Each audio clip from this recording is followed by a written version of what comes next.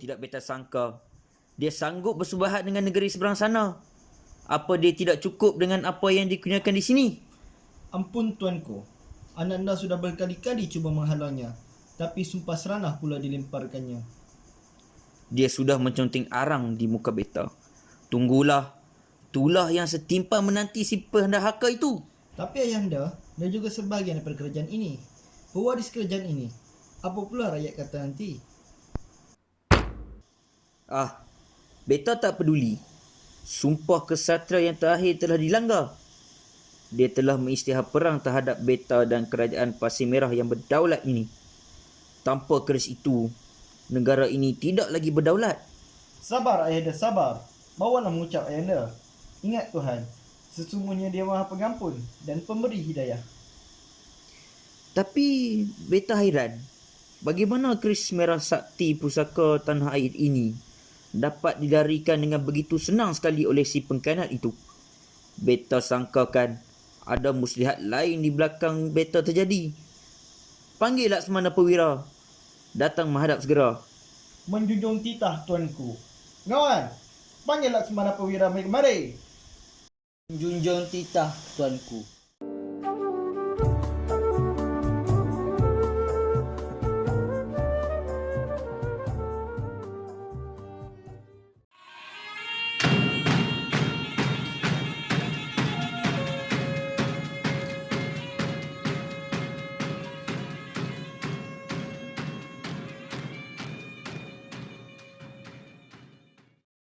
Ampun tuanku, beribu-ribu ampun. Sembah patik pohon diampun. Wahai Laksmana, sedang beta bersemayam di atas singgasana tadi, beta lihat ramai pendekar-pendekar gagah perkasa sedang bersilat di gelanggang. Apakah mereka bersedia untuk ke medan perang? Ampun tuanku, beribu-ribu ampun. Sembah patik pohon diampun. Pada pengamatan patik dapat rasakan pahlawan-pahlawan tuanku sudah sedia untuk ke medan peperangan. Apakah mereka semua segagah Laksmana Hang Tuah dari negeri Melaka itu? Ampun tuanku. Benar tuanku. Pahlawan-pahlawan tuanku segagah si Hang Tuah itu. Akan tetapi, tanpa keris merah sakti pusaka kerajaan itu, patik tidak yakin bala tentera tuanku akan kekal gagah seperti peperangan yang lalu. Mengapa pula begitu? Ampun tuanku. Oleh kerana keberadaan keris itulah melambangkan kedaulatan kerajaan ini. Tidak adanya keris itu, maka tidak adanya daulat. Maka hilanglah semangat dan kesaktian pendekar-pendekar kita tuanku. Benar. Beta dapat rasakan itu. Tapi itu adalah tugas engkau, wahai Laksmana. Kedaulatan negara ini harus diambil semula. Hilang keris itu, hilanglah kesaktian beta. Ampun tuanku. Patik sedar kesalahan patik. Patik sedia dihukum atas kesalahan patik tuanku. Ngawal, panggil Tunku Temenggung kemari. Menjunjung titah tuanku. Tui, harapkan pagar-pagar makan padi. Kasih telah ku beri ibarat menatang minyak yang penuh. Akhirnya gunting dalam lipatan yang ku terima. Bawalah bersabar ayahanda. Sudah nak anda bilang berkali-kali pada ayahanda. Paduka Kekanda Putra Syah kesayangan ayahanda itu hanya bertopengkan manusia. Di sebalik ayahanda, dia bertopeng ke syaitan. Lagipun, dia memang tak layak jadi pemimpin negeri ini. Ya, baru aku sedar. Rupanya sahih peribahasa Melayu itu. Datuk Temenggung datang menghadap. Ampun tuanku, beribu-ribu ampun. Sembah patik pohon diampun. Tuanku, untuk tujuan apakah patik dipanggil menghadap? Adakah kalian cakna tentang apa yang sedang terjadi pada kerajaan beta sekarang? Ampun tuanku. Patik dapat kabar angin yang mengatakan keris merah sakti kerajaan ini telah dibawa lari. Tak salah patik, orang dalam juga yang terlibat dalam agenda jahat ini tuanku. Yang tidak beta sangka, ia dilakukan oleh putera beta sendiri, putera Azlan. Ya, si pengkhianat itu ibarat duri dalam daging bagi kerajaan kita. Ampun tuanku. Astaghfirullahalazim. Apakah benar perkabaran ini tuanku? Kerana dari pengamatan Patik, Putera Azlanlah merupakan insan yang paling sayang akan kerajaan ini, yang mengabdikan jiwa dan raganya demi mempertahankan kedaulatan negeri ini daripada dirobek-robek oleh anasir-anasir luar. Itu semua pura-puraan saja. Semuanya dibuat-buat. Al-maklumlah, orang begini pandai bermuka-muka supaya manusia mudah tertipu dengan kepribadiannya itu. Sudah, tak usah disebut-sebut lagi nama si celaka itu. Lagi disebut, lagi membuat-buat perasaan murka aku. Temenggung dah Laksmana. Tunggu! Siapkan pahlawan-pahlawan berkuda, panglima-panglima dan sekalian bala tentera kerajaan beta. Kita akan serang kerajaan Senja Nan Merah dalam masa terdekat. Menjunjung titah, tuanku. Ya, 1-2 hari lagi tahta kerajaan ini akan jadi milik aku.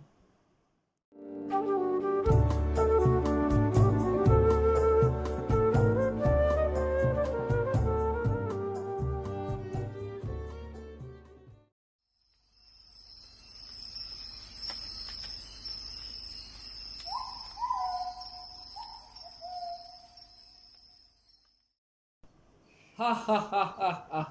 Kusangka kau bijak, Syah. Rupanya kau bodoh sama macam bapak kau. Kau sial. Kau derhaka pada sultan dan negara. Kau memperdaya aku supaya menyelamatkan keris itu dari dicuri oleh musuh. Hahaha. Engkau tu yang bodoh.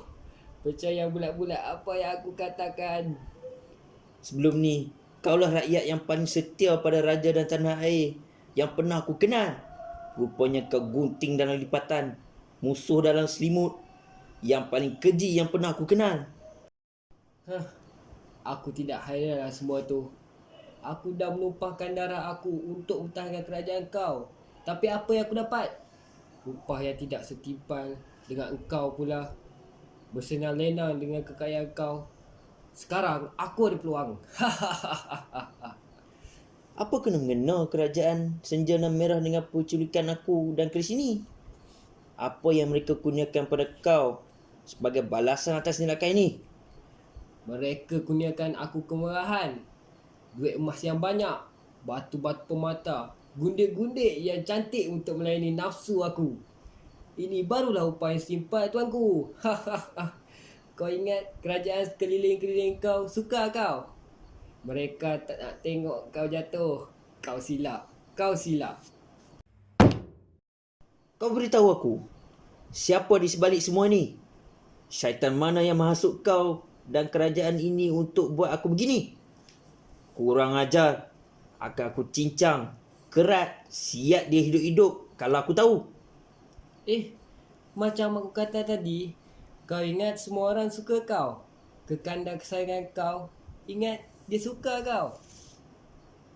Cis, aku dah agak si tamak tu.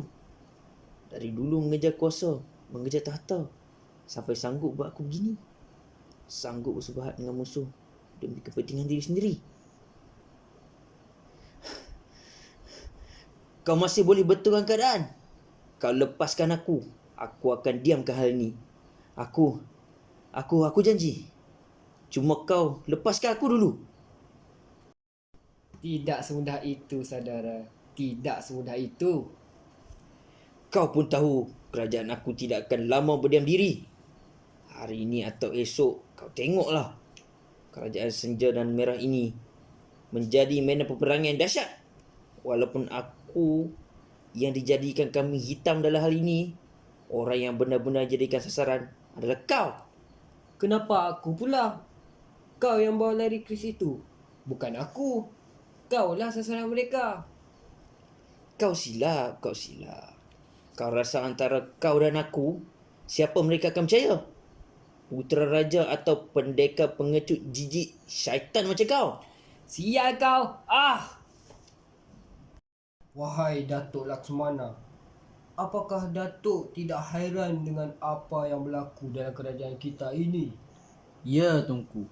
Sungguh patut hairan. Tak mungkin Paduka anak danya akan mengkhianati ke bawah duli tuanku ayahandanya sendiri. Memandangkan Paduka tuanku lah seorang putera yang paling setia dan sayang pada negerinya. Betul Datuk. Tidak ada manusia sesetia ke bawah duli tuanku Putera Shah di negeri ini. Tapi hairan, kalau Datuk perasan akan tindak tanduk ke bawah duli tuanku Putera Zahid tempoh hari. Maksud tuanku? Cuba Datuk ingat kembali. Duli tuanku Putera Zahid ada bertitah begini. Lagipun, dia memang tidak layak jadi pemimpin negeri ini. Ibarat ada sesuatu maksud tersirat duli tuanku ingin nyatakan kepada kita semua. Ataupun duli tuanku dengki akan Paduka kekandanya sendiri. Kalau dilihat sebelum-sebelum ini, duli tuanku Zahid sering menunjukkan perkara kurang enak dan membawa malu kepada kerajaan. Seperti kegiatan merampas harta-harta rakyat di kampung, di laut, malah menggoda anak gadis rakyatnya sendiri, sehinggakan bunting anak gadis itu. Dan duli tuanku sering bergaduh dengan ke bawah duli tuanku Sultan supaya mewasiatkan tahta kerajaan ini kepadanya. Masya Allah Datuk. Kalau begitu, jangan cakap kuat-kuat. Nanti orang lain dengar, mati kita. Temenggung, Laksmana, apa yang dibincang-bincang tadi? Macam ada sesuatu yang menarik sudah berlaku. Ampun tuanku. Tiada apa yang dibincangkan tuanku. Hanya berbual-bual kosong sahaja. Oh, begitu. Oh ya, berkenaan pencerobohan si Durjana itu tempoh hari, kalian berdua sudah ada rancangan untuk selesaikan kegusaran ini? Ampun tuanku. Hasil perbincangan Patik dengan Datuk Laksmana sebentar tadi, rancangan Patik berdua adalah buat serangan dengan skala yang besar kepada musuh tuanku. Oh, begitu. Betul itu Datuk Laksmana? Ya tuanku. Betul tuanku. Baiklah kalau begitu. Better beransur dulu. Tuanku, Tuanku. selamat.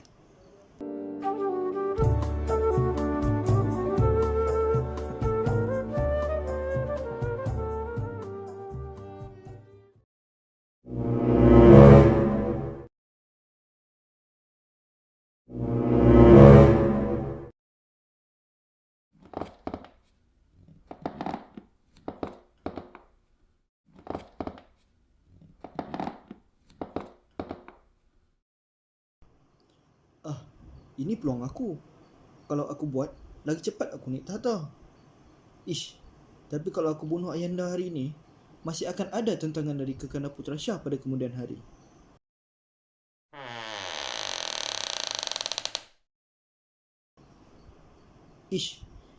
Betulkah apa yang aku buat ni? Kalau tertangkap, habislah aku.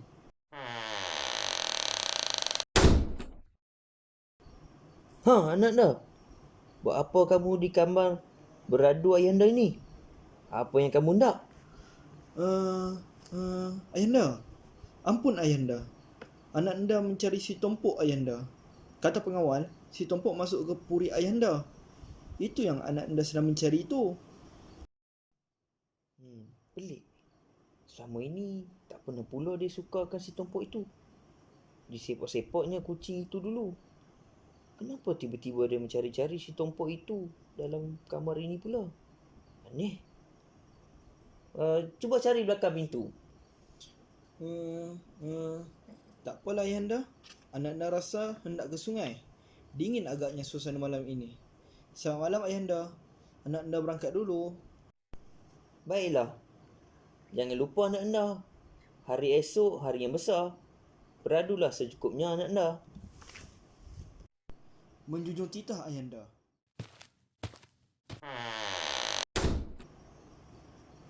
Lega. Nasib baik tidak pecah tembelang. Nasib baik Ayahanda tidak murka. Kalau tidak, beradu dalam cerai besi jawabnya aku malam ini.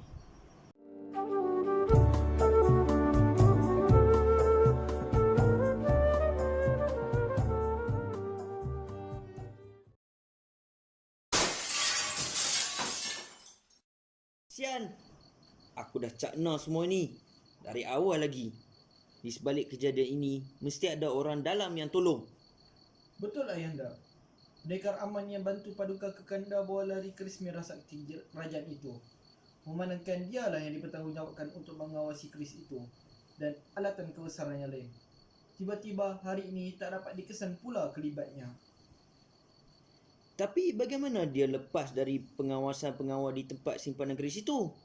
Bukankah kita ada kawalan ketat di situ? Alah, mudah saja untuk memperdayakan pengawal di situ. Hah? Mudah?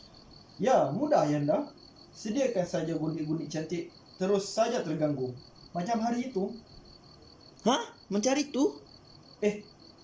Bukan Ayahanda, bukan. Itu contoh saja Ayahanda. Contoh, lelaki mana saja yang tidak tergoda dengan gadis cantik Ayahanda. Hampir-hampir. Makin pelik. Semalam cuba masuk dalam puri aku. Hari ni, benda ni. Tak mungkin pendekar itu setia orangnya. Bodoh juga orang tua ni. Masih tak perasan. Si pendekar itu pun bodoh. Ingat aku sekongkol dengan kerajaan sana itu nak bagi budak-budak kekayaan padanya. Akhirnya nanti aku juga untung. Sudah. Aku kenyang. Tengku Temenggung, Datuk Laksmana. Siapkan tentera. Kita berangkat sekarang juga. Menjunjung titah tuanku.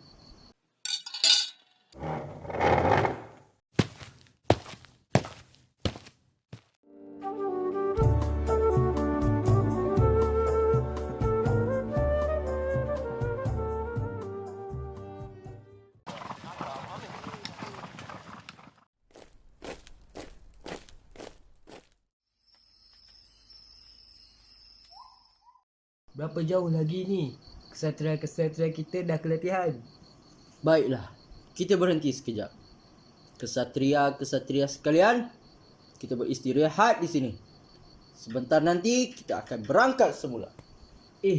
Manakah gerangan ke bawah Duli Putera Zahir? Laksmana?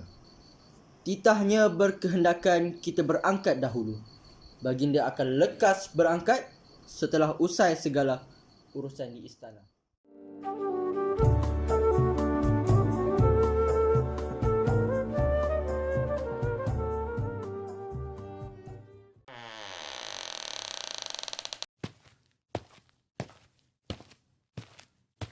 Orang tua, tahta ini milik aku. Mampus kau.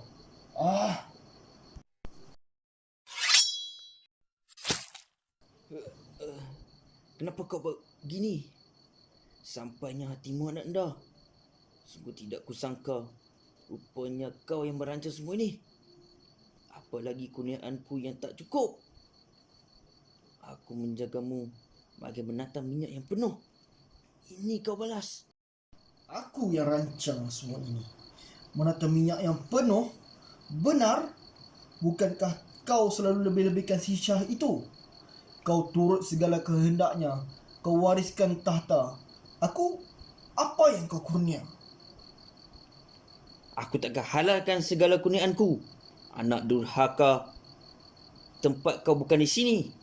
Aku haramkan kau berpijak di tanah ni. Tempat kau hanya di neraka. Durhaka. Ha, mati pun. Satu lagi hal yang hendak aku uruskan. Sial pertama sudah mati. Satu lagi sial akan aku singkirkan.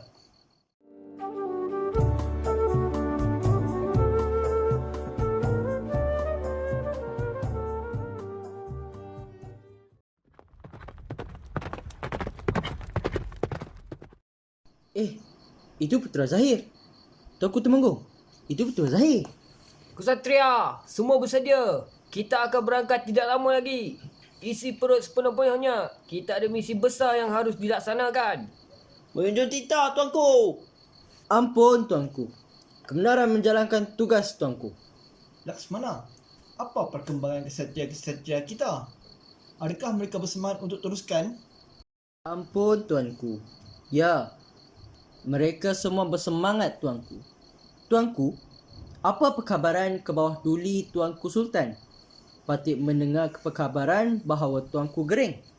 Ya, ke bawah duli Tuanku Gering sering saja menghabiskan masanya di dalam kamar beradunya sendiri.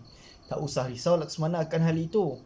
Jadi, apa rancangan Datuk dan Temenggung tentang serangan ini? Ampun tuanku. Cadangan Patih telah menghantar beberapa kesatria kita untuk tinjau keadaan di istana kerajaan Senjana Merah itu. Dijangkakan lagi beberapa ketika mereka akan pulang membawa perkabaran keadaan di sana. Itu dia, kesatria peninjau sudah pulang. Datuk, kita sudah tidak berapa jauh dengan istana negeri itu. Keliling pekarangan istana mereka hanya ada beberapa pengawal yang mengawal gerbang masuk. Dan hamba terdengar suara sayup ke bawah duli Putra Shah dan suara pendekar aman yang berkelahi dari dalam istana, Datuk. Bagus. Nampaknya mereka sedang menghadapi sesuatu kesukaran atas sesuatu perkara. Baiklah, pergilah berehat. Kerana beberapa ketika lagi kita akan buat serangan. Hamba berasuh, Datuk. Nampaknya, si pengkhianat-pengkhianat itu sudah menjadi cacing kepanasan. Laksmana, harus diingat, serangan kali ini melibatkan maruah dan kedaulatan kerajaan Pasir Merah tercinta ini. Kita gempur, bunuh semuanya dan dapatkan keris merah sakti pusaka kerajaan itu untuk dibawa pulang ke bawah duli Sultan Halim Ayahanda Beta dengan selamat. Ampun tuanku. Maksud tuanku, Putra Shah dan pendekar aman pun harus dibunuh tuanku. Apa kamu peka atau tuli Datuk Laksmana? Hapuskan semuanya. Bawa balik kepalanya ke negeri kita. Kita arak kepala mereka keliling negeri supaya rakyat tahu merekalah pengkhianat negeri terkutuk sekali di dalam alam ini. Ampun tuanku. Bukankah Putra Shah itu pewaris kepada kerajaan tuanku? Kau nampak pedang ini Laksmana? Sekarang ini aku pewaris kerajaan ini. Sultan Halim seketika sedetik lagi akan mangkat dan aku akan menjadi pewaris tahta paduka ayahanda aku itu. Tugas kau hanya mengikut arahan. Kau ibarat anjing yang bila disuruh duduk, kau duduk. Dan berdiri bila berdiri. Faham tak Laksmana? Ampun tuanku. Ampunilah pertuturan Patih sebentar tadi tuanku. Patih akan melaksanakan segala perintah dan titah tuanku. Ampun tuanku. Baru kau tahu siapa berkuasa sekarang Laksmana. Baru aku akan sedikit dah menggigil. Nampak gayanya Tuanku Zahir akan mengepalai serangan ini dan kerajaan kita tibanya kita di negeri kita nanti. Kenapa pula? Bukankah ke bawah duli Sultan Halim masih ada? Ya, tapi Tuanku Zahir bertitah tadi bahawa Sultan Halim akan mangkat dalam beberapa detik lagi kerana Gering. Tapi aku tidak rasa baginda Gering. Aku rasa Tuanku Zahir telah membunuhnya. Masya Allah. Ya betul Tuanku Zahir diperlakukan begitu. Jadi, apa Datuk bilang pada Tuanku? Hanya menyatakan kesetiaan dan kepatuhan terhadap titahnya sahaja. Tuanku Temenggung, itu saja yang mampu kuukapkan pada masa itu. Kalau tidak, dipenggalnya hulu aku dengan pedangnya itu. Ayo, kita lakukan serangan ini. Baiklah, ayo kita habiskan semua ini.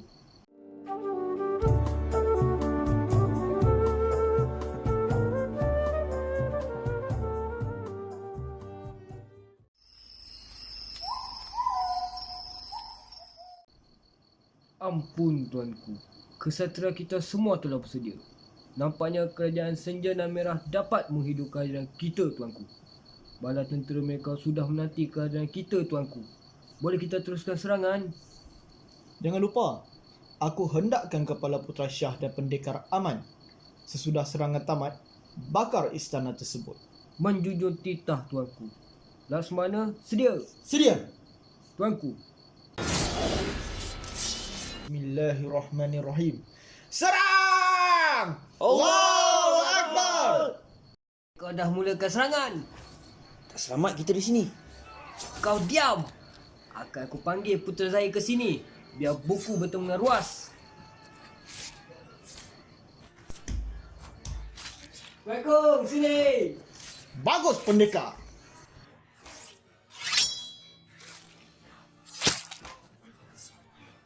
Oh, tuanku.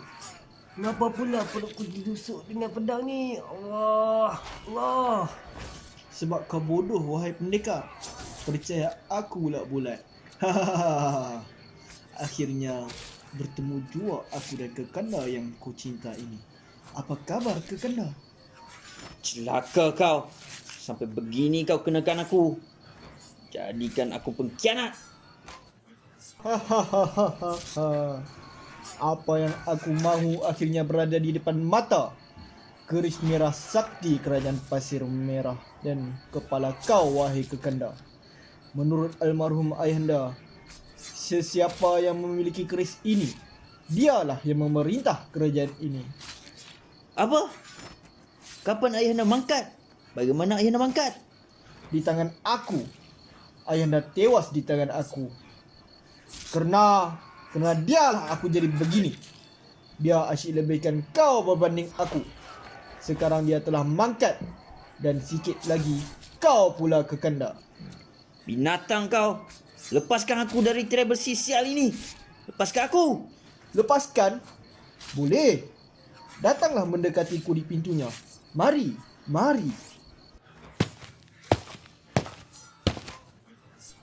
Sudah. Apa kau nak? Aku nak kepala kau. Ha! Ya, aku berjaya. Aku berjaya. Aku berjaya gulingkan kerajaan ayahandaku. Bunuh kekandaku.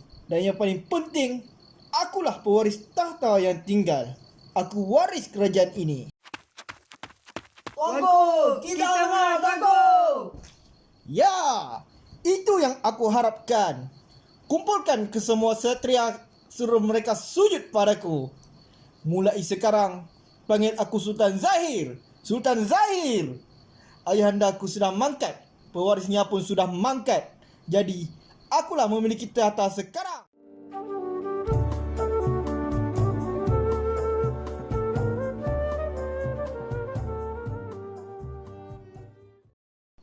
Ah. Ah. Ah. Astaghfirullahalazim. Astaghfirullahalazim. Astaghfirullahalazim. Tuanku, mengucap tuanku. Kenapa tuanku? Bermimpi buruk kah tuanku? Allah Akbar. Beta bermimpi buruk Adinda. Itulah tuanku. Sudah Adinda pesan, sebelum beradu, baca ayat-ayat Al-Quran dulu. Baiklah Adinda.